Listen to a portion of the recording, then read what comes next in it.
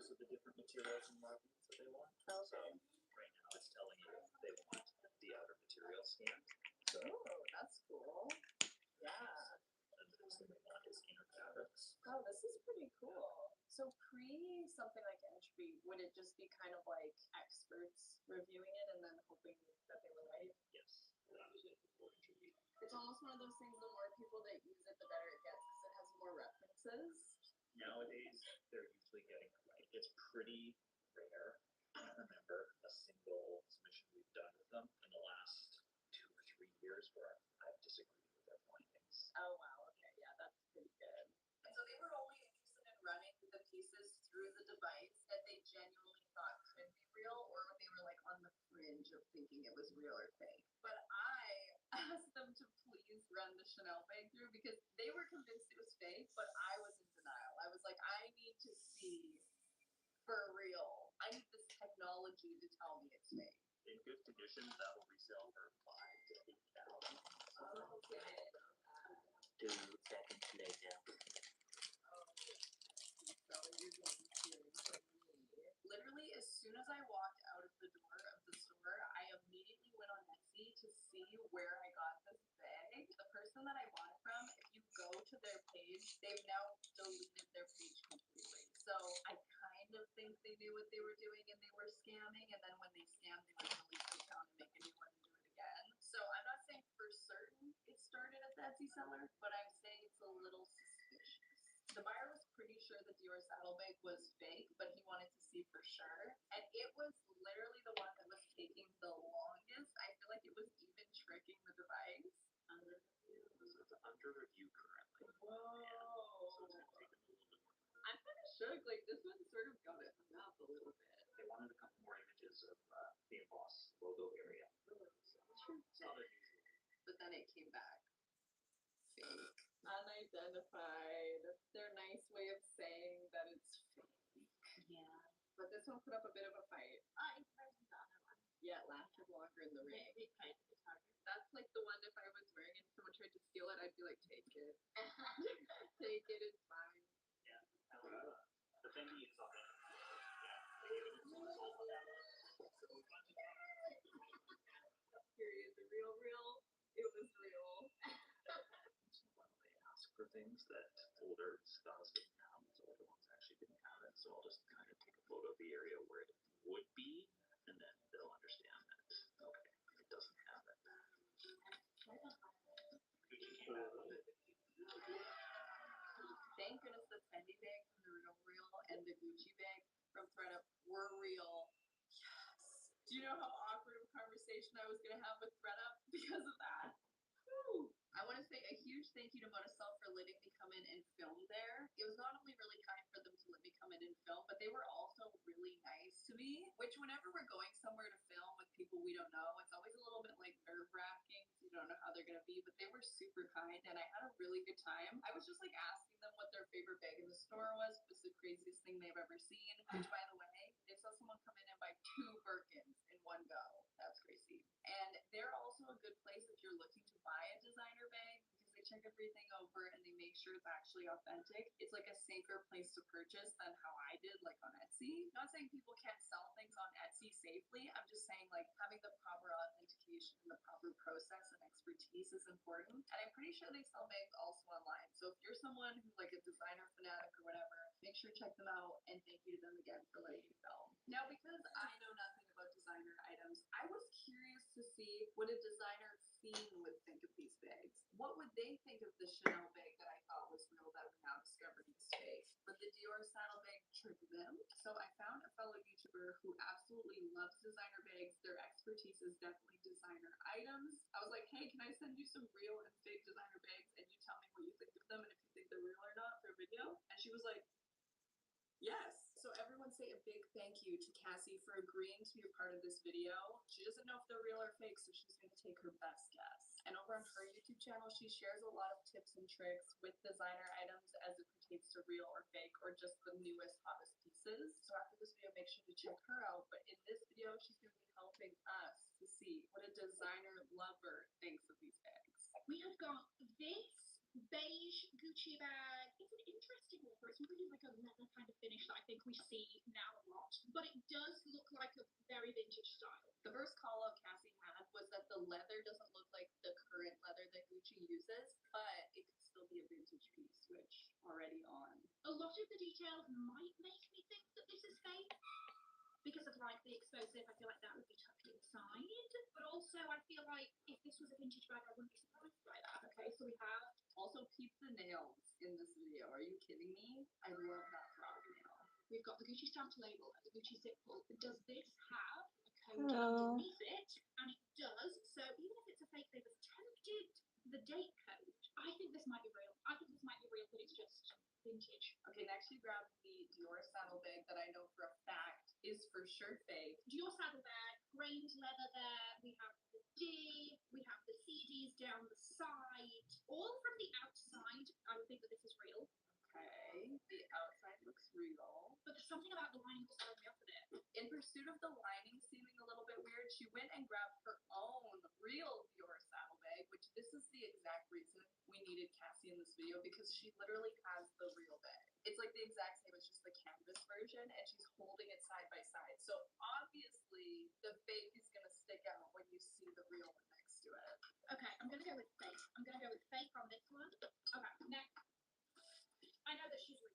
Oh my gosh. I was blown away at Cassie's reaction to this Fendi bag because it was an immediate, it's real. Genuinely, she hardly looked at it and she already knew. We've got the Fendi tag there. We also have the little Fendi like authenticity tag thing. All of these also have like the Fendi debossing on them. So yeah, I think that this is real. Oh, this is not real. This is fakey McFakerson, truly. When you're a fan and a collector of things, you become such an expert with them. These symbols are not F's. They almost look like S's. It could be Fendi. It's not Fendi. I honestly feel kind of funny sending this wallet. This wallet didn't stand a chance against Cassie, honestly. And then finally, we've got a Birkin. Straight away, this is not real. It doesn't have any of the stamping on any of these little sandals here. And it also has these sort of grommets on the side, which looks to be for a crossbody strap that the originals do not have. And Cassie has her own real Birkin to compare it to, so yeah, no chance. You could never convince someone who has a real Birkin that this fake Birkin is real. Wait, did I forget to send her the Chanel bag? What the heck? Guys, I just realized I forgot to send Cassie the Chanel bag, which the Chanel bag is the gag of the video, because I bought it thinking it was real, paying a pretty penny, and then the authenticators told me it was fake. And I would have loved to hear Cassie's thought on it, and I guess I forgot to put it in the package. I guess we don't have Cassie's take on that one. Dang it! I would have loved to hear what she thought, because she was so dead on everything. I would be curious to see if she picked that one up. Okay, quick interruption. I saw Sheep Detectives last night. First of all, loved it. But it brought something back to my attention that I've mentioned briefly. A lot of people watching probably know about this, but I feel like there's some people who don't know, including me. I only learned about this probably like 1 or 2 years ago when I was reviewing Goop and I saw my first ever calfskin skirt. But certain designer items, bags in specific, what I'm talking about, are made of either calfskin or lambskin or both. In my everyday life, I also steer clear entirely of lamb and veal when I'm choosing what to eat. Now, of course, as always, everyone has the right to choose what they want to purchase and what they want to do with their life. And maybe certain things bother me that won't bother you. But I feel like it's important to know what you're purchasing. So if the idea of calfskin or lambskin bothers you, I would steer clear of designer bags or maybe purchase them secondhand. Now, of course, you can make your own decision based on what you're comfortable with, but I wanted to bring it up just because I feel like there's some people who don't know about it. And I remember when I first learned about it, I was shocked to figure it out. Well, that has been basically a feature-length film about designer bags. Isn't it crazy, though, that the exact thing that I was suspicious of with online designer bags being resold literally happened to me? Etsy seller, you're gonna be hearing from me. This Chanel bag was listed for $1,200 on Etsy. Now, obviously, there were warning signs that if I knew more about designer brands, I probably would have picked up on. Because after talking to the experts on designer bags, they were like, you would never be able to get this style of Chanel bag for $1,200, let alone $800. But I didn't know that, and I just trusted the listing. Thank goodness the ones from ThreadUp and the Real Real were real, that would have been a very awkward conversation. But honestly, if it would have been fake, I would have told you guys about it because my allegiance lies to you. And our strongest fake soldier was the Dior saddlebag. To the bitter end, it was creating confusion. So it's obviously like a well done fake, which is interesting because if you guys remember it from the brands that wanted to sponsor me video, it does seem pretty quality. So it was interesting to see the experts getting almost on right. They weren't, but almost. Unfortunately, the weakest fake was the Fendi wallet that I thrifted. There are people who have had success thrifting real designer pieces, but I'm not one of them because this one didn't trick anyone even for a second. So I'm going to be giving them away to all of you guys. I thought I'd be giving away 3 designer bags, but I guess now it's only 2. So if you're interested in entering for the real ones or the fake ones, because the fake ones are actually nice bags too. They're just not the real designer bag, but they're still really nice and can hold things. Hello, To enter, all you have David. to do is subscribe and then fill in the Google Hello, form of which guys. bag or all of them that you want to enter for. As always, it's been an honor and a privilege spending this time together. I really hope you enjoyed, and I will see you in the next one. Bye!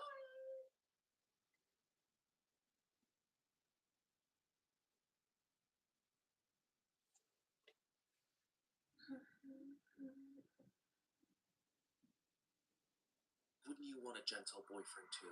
Most people would describe me as super gentle. On a scale of 1 to 10, how pretty do I like today? Hello, you're so gentle. He feels like a I'm home gentle. I feel uncomfortable. invasion. So gentle and soft, like the wind on your face from a Category 5 hurricane. So gentle, he has a knife to your throat.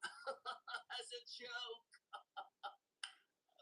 Little comedian, you goofball. This was a joke, right? He was only joking about slitting your throat open. Do you want to know what's a funnier joke, bro? You in jail, our little jester. Jail the jester. Not sure this is the kind of man you'd want to call your boyfriend, but hey, Forbes called him a prodigy. Investors, though, called him a fraud. His girlfriend called the police, allegedly. He called himself a gentle.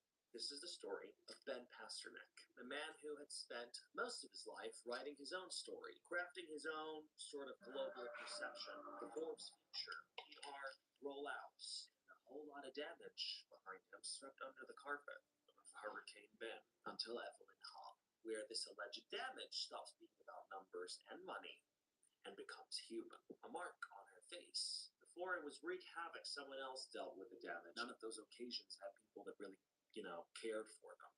Evelyn does. 4.4 million of them. So Ben had gone from Forbes business prodigy, 30 under 30, gooning glazing articles over him, to getting charged with second-degree strangulation and third-degree assault on April 21st of this year. Perhaps you've seen the recent allegations against me that I strangled my ex-girlfriend. That is not true.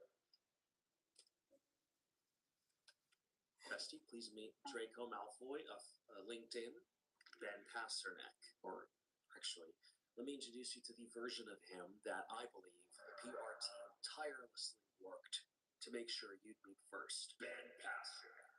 A little scary looking from this angle, Ben. I'd pick another picture, but Ben loves this picture. He's Australian, my age, but more successful. Way more successful. In my defense, he grew up affluent. At 15, this boy drops out of high school and decides, I'm going to New York City to conquer tech and the city. where were you at 15? At school? Same.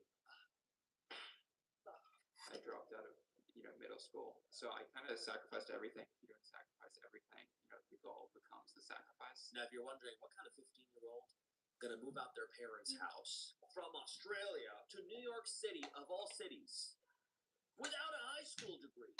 Mine with a grandfather who's worth $300 million, of course. Yes. Ben the Prodigy. Self-made, bootstrap legend, boy genius, conqueror of the tech world, with his sheer talent alone. His grandson, to Bob McGee, a very wealthy Australian property developer, net worth $300 million. You're not going to find that in the Forbes 30 under 30 article, by the way. That's not good for the story. Man was so under 30, he he'd need another category. You wouldn't find it on his Wikipedia page either, which he edits. By the way, allegedly wrote it himself. Thought, let's just remove Grandpa altogether. This is unnecessary information. All 300 million. And the tech blocks loved it. They were writing think pieces, losing their minds, jaws dropping at the sheer phenomenon that brilliant Ben was. You boy wonder. They were going to make sure you knew about it. Hold on. What are we so excited about? Well, it starts with an app. Yours? Yeah. Someone else's app. Impossible Rush. A mobile game with little to impress. Genius! Okay, enjoyable. Just move the shape around, get the colors right. You know, reminds me of those blocks you fit into for toddlers. It's fun though, not gonna lie. Ben was 14. He supposedly built it, and that's impressive. Apple featured it internationally. The media went feral. I'm gonna need you to calm down. Unlike Bob the builder, Ben was not a builder. 2 developers built it. Sophie and David Zorbist. It was their game, 3 points was its name. A marketer bought it off them with limited rights, got rebranded to Impossible Rush, but that wasn't enough. It needed something else. A lie. Marketed as the invention of a 14-year-old prodigy tech, Ben Pasternak. Apparently, there was this developer in the thread, Grant Wilkinson, who'd worked with Ben on the app, and says he alleges he was never paid. Hold on. The legend was built on someone else's code, someone else's concept, someone else's alleged unpaid labor. But Prodigy Pasternak accepted every headline, every brilliant Ben feature. It's giving Daddy's money in a way. Hey, Daddy, put me on the map. But the app was just the beginning of the Ben Pasternak. And then came the Vegan Nuggets Simulate, which did well until it didn't. And he jumped ship before it would tarnish his name. And by October 2024, Simulate, his company, is acquired by a holding company, amount undisclosed, which in startup language means it's not a number that you want to put on a headline. Okay? It was pretty bad. That's the reality for many startups. Okay? The entrepreneurial world is brutal, but not many people are as privileged as Ben to keep trying. He's also lucky enough to have someone else take the hit for it. Someone else explain to investors where their $57 million went. Ben Pasternak, meanwhile, moved on to his next venture. Believe! In 2024, Ben creates Believe, a platform where anybody could trade or create a token tied to a creator or an influencer. $6 billion in trading volume, guys. It was huge. $54 million he collected in platform fees. You know he has charges against him today. Strangulation. What you don't know is he has another case on him. Yes, 2. A class action lawsuit alleging Ben Pasternak is a con artist and scammer. Let me explain why in non-financial terms. Imagine a lemonade stand opens up in your street. Huge hype. There's people queuing at the stand, and they're selling loyalty cards. As in, you buy this card and you get free lemonade when you come back. One day you show up and the stand is gone. They took the loyalty card money and left. Technically, you willingly, voluntarily bought the loyalty card, but you still got fucked over. That, my friend, is a rug pull. And sort of what Ben had allegedly done with his first token, Pasternak, which he conveniently named after himself. Prodigy that he is. He publicly announced he had 0 ownership in it. No conflict of interest, don't worry. Just a founder that's generously giving his community something to invest in. The class action lawsuit alleges that was a lie. He didn't do it once, of course. He did it again with Launchcoin. This time, he made a specific promise. He promised a buyback mechanism that fees go back into the coin to sort of protect the investments. Basically, I promise I won't just pocket everything and disappear. I promise. Ben said this 12 times. I promise. On a public record. 12 times? I don't think I've made 12 promises in my life. This man honored none of them. Let that speak on his character for a minute. Promised 12 times, didn't honor a single promise. Now you'd think That's it, right? No more trust for this man. But no, he drops launch coin and launches believe. What? What does that mean? If I bought a bunch of launch coin, what happened to my launch? What happened to my asset? Migration mandatory. You have 2 weeks to comply, or your holdings get permanently wiped. New pastoring policy. What? So I have to move my coins from this to that by force. Yes. And during this great migration, your balance shrinks by a third. Because 333 million new tokens are made. Your investment is diluted. After the migration, Ben goes silent. His last tweet was on October 16, 2025. Platforms believe their Twitter goes dark as well in January 2026, 2 months before the class action lawsuit and strangulation charges. That tweet was about Believe V2. New feature. Guess what the new feature was that innovative Ben Pasternak came up with? The ability to trade sentiment on any human being.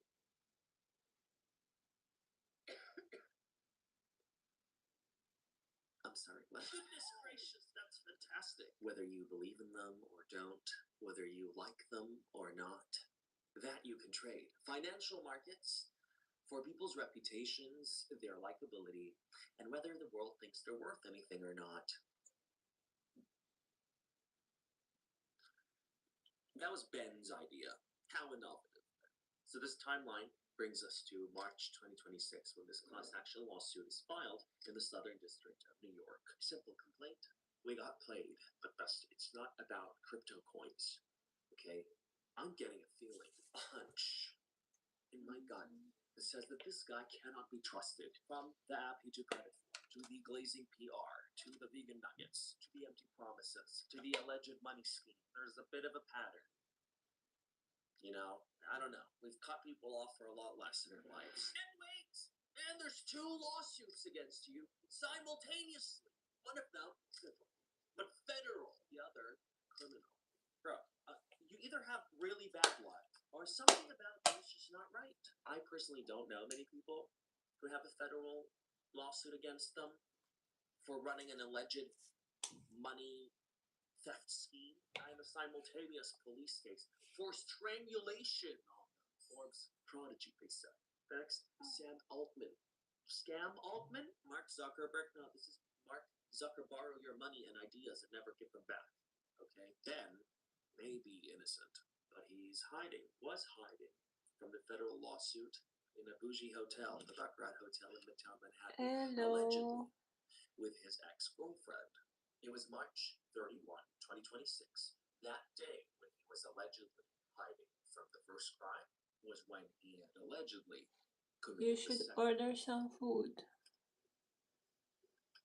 It's important to note, though, that these are all allegations, and he had since denied these allegations. But now, there's something I'd like you to notice about everybody we talked about. The app developer, no platform, no reach. The CEO that took the hit for those vegan nuggets, no platform, no reach. Nothing PR can fix. Their losses are a number in a lawsuit. Every time he walked away clean. Nobody was watching until Evelyn Ha, whose entire career is built on one thing: letting people watch. Every trip, every dinner, every side comment, every playful push, every joke that didn't feel like a joke. Her audience was watching, and unlike every industry he had been through, she had a comment section, an instant feedback loop. So for the first time in his career, the story was writing itself without his direct or indirect control. He couldn't really shape the narrative. The camera was on him, and he couldn't turn it off. Evelyn Ha. Born April 15, 1999, a vlogger and oldest of the Ha sisters, which, by the way, is its own franchise of like sisters roasting each other, fighting about nothing. But also somehow making millions of people feel like the fourth sister or brother. We're all together in a group chat. She's not a visionary or a philosopher. You know, she's no prodigy. She's a vlogger. Shows you her real life, you know, fights with her sisters, maybe. They don't talk to each other in the best way, but hey, that's their family. It's unfiltered and raw enough to feel real. And I guess that's part of why millions of people watch them. Whether you think she's selfish, how she speaks to, how they talk to each other, like, that's irrelevant. Because now you had spent a considerable amount of time meeting Ben Pasternak. So when I tell you, in late 2024, Evelyn had a relationship with this man, you are viewing this from a very different set of eyes than her audience was. You may even know this dude better than she did when she met him. What the audience saw was a successful man. LinkedIn Draco Malfoy, private jet, an upgrade. Because before Ben, there was Fred. Special guest, and his name is Fred. You need to understand Fred to understand what comes next. If you were in the Ha Sisters community back in 2023, you'd know this arc. Fred Liu was a friend, a part of their group. Slowly, video by video, the audience starts catching feelings on their behalf before Evelyn and Fred even admitted anything to themselves. They look so good together. Meet My Boyfriend dropped. The internet goes insane because this is the love story people have been waiting for. You know, friends to lovers, obsessed. They were manifesting proposals. They were picking wedding venues in the comments for people they've never met, people who never asked for this. I know you're excited. I'm going to need you to calm down because in 2024, it was over. Different goals, different directions, civil, mature, clean, good breakup. But people speculate she did this, he did that. How could you ruin this? He clarifies at one point that she didn't cheat. And there was speculation that she's a serial cheater. So he posts this TikTok comment. He's like, you guys, no, she didn't cheat. But the internet was not clean about it. The internet was in disbelief. It was parasocially grieving a relationship that was never theirs. A few months later, Evelyn posts a video. A boy flew her out on a private jet. No face, no name, we don't know yet. Mystery man, it's anonymous. Eventually, she reveals him, and it's brilliant Ben, the Pasternak prodigy. Tech entrepreneur, Forbes 30 under 30, multi-millionaire? Girl! Wow! You already know who that is. Okay, but her audience doesn't. And that difference in perspective means something. Because Fred becomes this benchmark, measuring tape, proof of what good looked like. Every time Ben appears on camera doing something questionable, which happened a lot, the comments fill with Fred's. It's not hard to see why. Okay, Fred was nice, soft-spoken. That's what I'm hearing. Ben calls her bitch. Tells her to shut the fuck up. Bestie, what the hell kind of a relationship are you in? Your partner calls you bitch and says shut the fuck up. Even as a joke, okay? Your friend saying, bitch, shut the fuck is one thing. And your partner saying, bitch, shut the fuck is something else. It's got this nonchalant, Fred would never, relentless. So much to the point where she had to make a video, Evelyn, asking people to stop bringing him up. Of course, the internet being, well, the internet, and people were going to bring him up more. You tell people what not to do is what they do. This is where it gets dark. After the arrest went public in April 2026, people went back 2 years of this couple's content, rewatched. What they found was concerning, to say the least. Incriminating, perhaps not, but concerning. Yes, there's videos of Evelyn asking Ben how pretty she looked on a scale of 1 to 10. On a scale of 1 to 10, how pretty do I look today? Rude. At most. Videos of him telling her she looks scary. Looks scary. Something a, I don't know, 5-year-old boy would say about girls in his, like, class. Boys rule, girls ew. That's the vibe that gives. There's this video of him physically pushing her on the bed. They're play fighting. It's not like that. Okay. There's a clip of him holding a sharp end of the knife to her throat. Play fighting? Is that play fighting too? Is that a joke? Because please elaborate. Sit me down, because this is a humor I probably can't wrap my thick mind around. I have a thick head. Please elaborate to me. Explain to me the nature of this joke. I want to know exactly how this could possibly be interpreted as a joke. This is a grown-ass man holding a knife to his girlfriend. A joke? Anybody calling this a joke is the joke. Your boundaries are a joke. Can you imagine your sibling being in a relationship with someone who'd held a knife to their throat? Can you imagine that? Would you accept somebody you loved? Be so for real. Would you rather? Like, there's something in the pool over there, and I hold your head underwater, and you dive. for a romantic road trip at night, Mm-hmm. and I pushed up the boat in the video. If this was not telling to something darker, this is a lame ass relationship. I'm sorry, I can't get over that. The knife. If this was in front of me, there would be a police report before you put that knife down. But Evelyn defended him. She said social media is fake. These 60-second clips are not telling of what their relationship's really like. She's not entirely wrong about that. In hindsight, that is actually one of the most interesting lines of this entire story. Those 60-second clips don't tell the full story of the relationship. So she pushes back on those Fred comparisons and said that golden Fred era, that was a very toxic relationship. Even though it looked perfect on screen for you, she's telling you the camera lies. The relationship that looked good was actually bad. And so, the one that looks bad might actually be fine. She might have been completely right. Or she might have been doing what people do in these difficult situations, defending it. Because the alternative is often a lot harder. Both of those things are possible. I don't know which one is true, and neither do you. And we will likely never know, because Ben disappears from Evelyn's content. Early 2026, she goes quieter, and the audience starts speculating. And then on April 1st, 2026, April Fool's Day, she posts a video titled, "Get Ready With Me to Cover My Scar." She has visible marks on her face. The comments filled with unsuspecting jokes. Like, nice one. Or April Fools, we're not falling for it. But she keeps posting, and the marks are still there. And on April 21st, it became public that Ben Pasternak had been arrested. He was charged with 1 count of second-degree strangulation and third-degree assault with intent to cause physical injury. And the alleged incident, March 31st, the Baccarat Hotel in Midtown Manhattan, $2,000 a night. By the way, according to the reports, they were there because Ben was in hiding, remember, from his crypto class action lawsuit from 8 days earlier. Remember that? The allegation, what they're speculating happened was that she had tried to film him while he was in hiding, and a fight broke out. What even is strangulation? Well, under New York Penal Law 121.12, it's a Class D felony.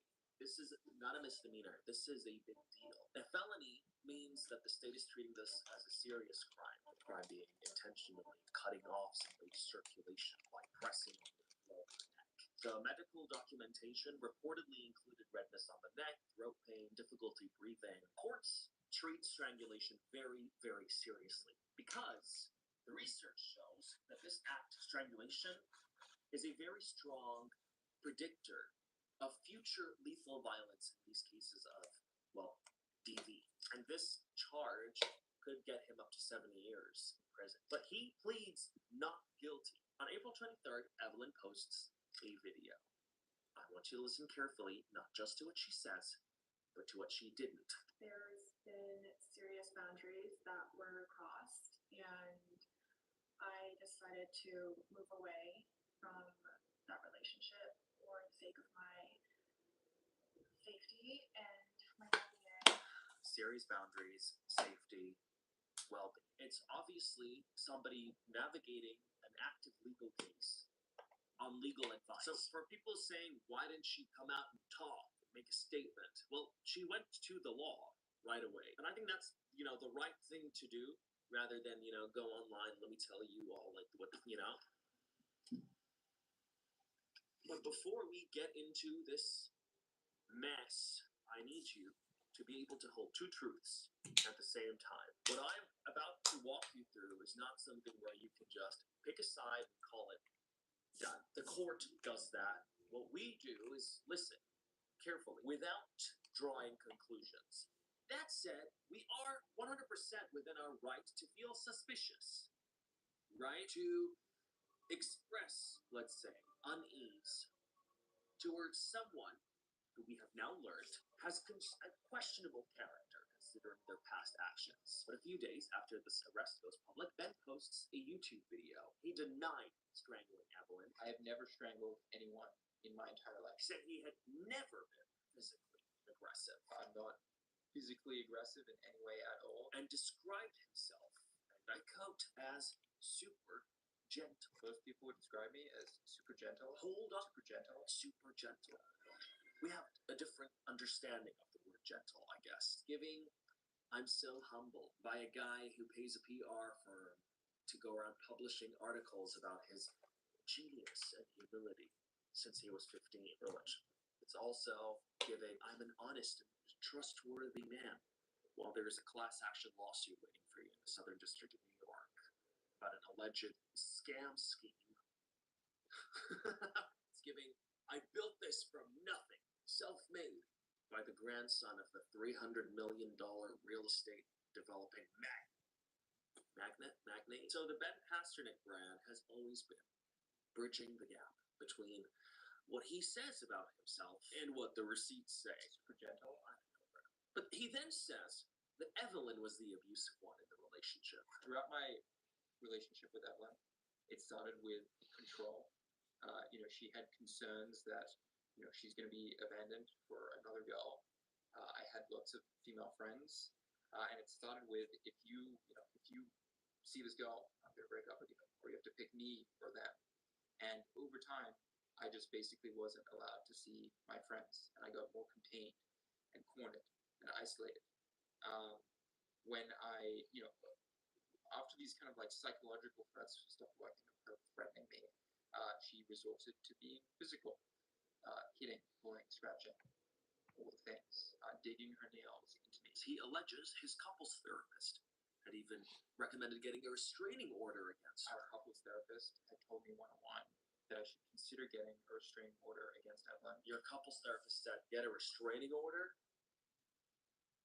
Whoa! Maybe just go your separate ways before you get a restraining order. But apparently, according to him, his body was covered in scratches while on a trip to Asia, and her sisters confronted her about it. My body was covered in scratches, and her sisters saw it, and they knew exactly where the scratches were from, and they went to Evelyn and told her off. Said, this is not okay. Okay, interesting. All right. But his entire defense pivots around this one line. When he ended things, her final words were, And her last text to me was, I'm going to make sure this comes back to you 10,000 times fold. And she, I later learned, immediately went to the police and alleged that I strangled her. So his argument is essentially that these charges were not a cry for help, but a revenge for a breakup. He provides no evidence in this video, no screenshots, no medical reports, no scratches, nothing. But he says it exists and that it's going straight to court, which is actually the correct move legally. I guess genuinely cannot present evidence in an active court case, an active criminal case, mind you, without affecting proceedings. So absence of evidence does not immediately mean that it does not exist, but it does mean that we have no way to verify anything he has said. And that uncertainty is exactly where this story lives right now. But let's dissect his statement a little bit. Let's break it down. Let's talk Darvo.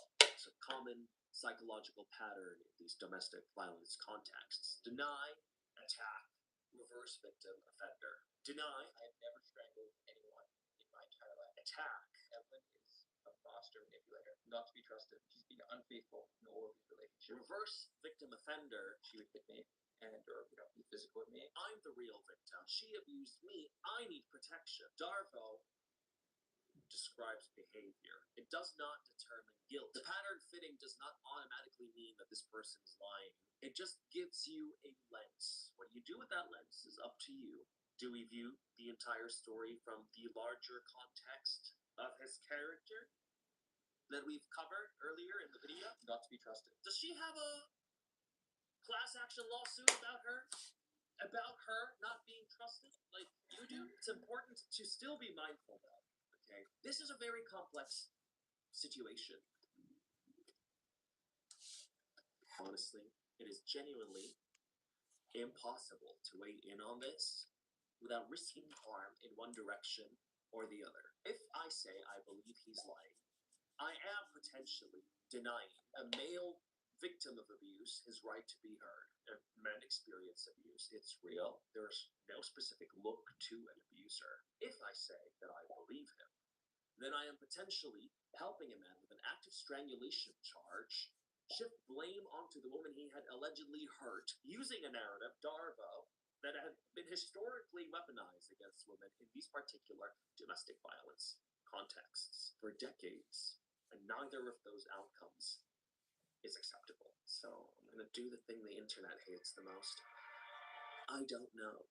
Okay, the courts will decide. I feel like our job as spectators to an active criminal case is to hold that complexity without collapsing it into something tidier than what the situation is. Do I think that their relationship sounds healthy? No. The way he speaks to her on camera, his entire past, the way she might be speaking sometimes to her sisters, it does give toxic. And a toxic relationship is not one villain and one saint. But this isn't about a toxic relationship anymore. This is about a victim of abuse. And the important truth to hold is that there may not be a perfect victim in this story. The perfect victim is a myth that demands that survivors of abuse must be without fault, blameless, instantly compliant, and behaving in very specific ways for society to believe that they are indeed victims. If people don't like Evelyn because she's rude to her sisters, because she had allegedly cheated on her ex, although he had said that she did not, but okay, that does not revoke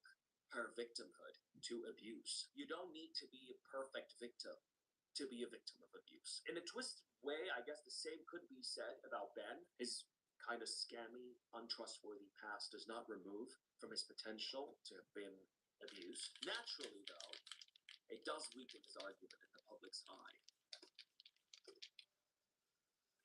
So Ben posts this video, and the reactions are pretty bad. The comments are brutal. Most people are not buying this super gentle. No, right? And fair enough. There's nothing super gentle about holding that knife. I'm not letting that go. Come on. Okay? The nerve on you, bro. But then, Fred posts. Fred Liu, the ex, the benchmark, the golden standard. That Fred, he posts an Instagram story where he'd been silent for years, mind you. He says, I just saw Ben Pasternak's video. I wasn't planning to speak publicly, but hearing experiences that felt familiar made staying silent feel wrong. I was in a relationship with Evelyn for years before that. During that relationship, I experienced things that were consistent with parts of what Ben described, including physical violence. When our relationship ended, a version of events was shared publicly that did not fully reflect my experience. So he's saying when things ended pleasantly, that was a lie. At the time, I chose not to respond. I wanted to protect her. I didn't want to turn a private situation into something public, and I was young and didn't fully know how to handle the situation. Yeah, and immediately, the internet turns on Fred. Why now? You've been silent for years. You've been clearly paid. These are, in many cases, the exact same people who in every other context would tell you that survivors of abuse stay silent for years, who know that protecting the person who will hurt you is one of the most human reactions to abuse, who will correctly tell you Why didn't you speak sooner? is one of the most harmful things you could tell to someone disclosing their experience with abuse. But the moment this man said those exact things, I wanted to protect her, I was young, I didn't know how to handle it, they said, You liar. He paid you. is this selective empathy? Or are people just upset about the fact that it seems as though Fred had sort of unified forces with Ben, whose character, once again, is questionable considering the past that we just covered, against his ex-girlfriend, Evelyn? Is Fred's statement like above scrutiny? No, the timing is suspicious. I'm not gonna jump on the hate train and say, You liar. He paid you.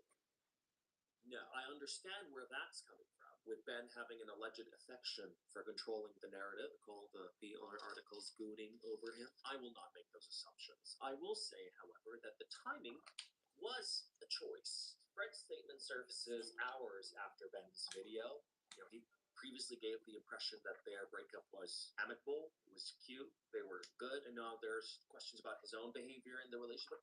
Questioning the motivation behind the timing during an active criminal case is very different from he was obviously paid and he's lying. One is critical thinking and holding the one benefit of the doubt, the 1%, that what if. The other is just deciding you already know. It is worth noting, though,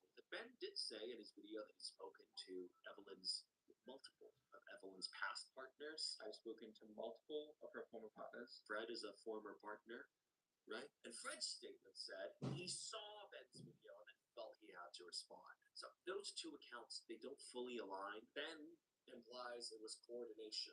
Fred implies it was sort of reactive. One of them might be telling the complete truth. Or possibly neither is. So let me tell you what we actually know. Ben Pasternak built his reputation, at least partially, on someone else's work. This is documented. Saba, the developer, said it. Ben Pasternak allegedly ran this crypto scheme 3 times. He collects $54 million in fees. He left retail investors with hundreds of millions of dollars in losses, and there was a federal class action lawsuit against him in the Southern District of New York for this reason. We know Ben Pasternak was arrested on the 21st of April of 2026 on charges of second-degree strangulation and third-degree assault with intent to cause physical harm. He pleads not guilty. He was arrested on the 3rd day of the Forbes 30 Under 30 Summit. Same Forbes called him a prodigy. While his peers were networking at the summit, he was being processed for strangulation. I don't know who writes this man's life, but okay. We know Evelyn Ha had visible marks on her face on April 1st, the day after the alleged incident. She confirms that she had left the relationship for her safety and well-being. But paradoxically, 2 of her former partners described similar behavioral patterns in their own relationships with her. And the hearing for this is on June 11th. This is what we know. Everything else is just people filling the gaps with what they think to be true. And what we think to be true can be very flawed, especially because certain bias and stereotypes that we hold, like, well, the perfect victim. You don't have to be the perfect victim to be a victim. You don't have to be entirely innocent to have been genuinely hurt. 2 people can cause real damage to each other, and one of them might just cross the line that the other didn't. That's what court is there to figure out. Not us, not me, not you. But as commentary, I want to look at this man's life. I feel like there is sort of a correlation between everything that we've covered. There is a performance here of success, right? In every chapter of this guy's life coming out with its new PR rollout, the prodigy who built the app, the visionary of the vegan industry, the innovator, this democratizing crypto, the gentle one, who was actually the victim. Gentle every time he frames the story the best he could. But for the first time, the story was writing itself. Without him, I'm not his judge. But when somebody shows you the same pattern in their professional life, in their financial dealings, in their personal relationships, in their statements, when the gap between what they say about themselves and what the receipts say is that consistent, that wide, that long, I don't know, man. That can't be a coincidence. That can't be bad luck. It may just be something about you. Is it a boy who cried wolf situation the way he claims it is? I'm curious about where you're sort of headed with your thoughts on this. When I say a boy who cried wolf situation, I mean he keeps showing you a certain pattern. Wolf, wolf, but there was no wolf. And when there was a wolf, nobody believed him. Is this what is happening? Is this what, I mean, that's what he claims is happening. Is that what you see as well? Or because I don't know, guys. I don't want to say anything that, removes that 1%. Because there is no certainty in none of these speculations. They are all allegations that he has so far denied. Now, here's my general opinion on this entire mess. I think it seems messy right now to everybody outside of it, because the parties involved have decided to let the law handle it. And that, well, genuinely, I think is the right call. Like, this is what, the legal system is there for. Hopefully, it's gonna do its job, right for once. I also think, and that's just me, theorizing, that Ben Pasternak had gone to YouTube because no PR team on earth could fix what he wasn't willing to address properly. It felt like that video was more of this kind of move. If I can get enough people to doubt her, the story changes. And the reason I allege this is because it seems it's the same move he's always done. Shape the narrative before the narrative shapes you. Personally, I don't think the public is owed their private lives. Again, what happened between them belongs in the courtroom. But I do feel like them being, well, public figures, or I guess people of public importance, let's say, because there's people who follow Evelyn Ha, who have watched